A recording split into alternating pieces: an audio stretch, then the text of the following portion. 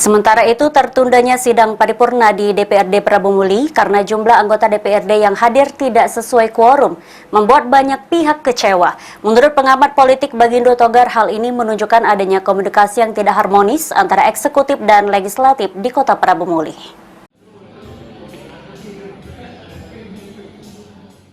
Ketiga kalinya sidang paripurna DPRD Prabu Muli alami penundaan. Penyebabnya masih dengan yang sebelumnya, yaitu jumlah anggota DPRD yang hadir tidak sesuai quorum.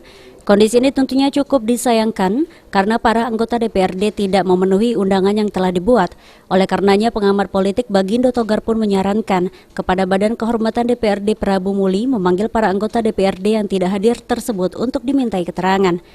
Selain itu juga Bagindo menyoroti tidak hadirnya anggota DPRD Prabu Muli dalam sidang paripurna menunjukkan adanya hubungan yang tidak harmonis antara eksekutif dan juga legislatif. Dan kondisi ini sendiri dapat menyebabkan mengganggu jalannya pemerintah Kota Prabu Muli. Boleh dipastikan ini ada sesuatu komunikasi yang tidak harmonis antar lembaga di pemerintahan Kabupaten Muara ini.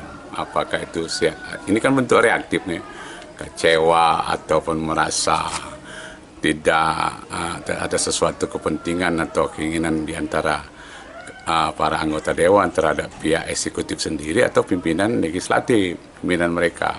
Nah, cuman disayangkan ekspresinya mengapa begini. Ini ekspresi cenderung ekspresi orang-orang yang tidak terdidik, tidak terhormat, karena mereka kan harusnya ada mekanisme ataupun instrumen yang membuat terjadi supaya tidak kejadian seperti kondisi sekarang ini.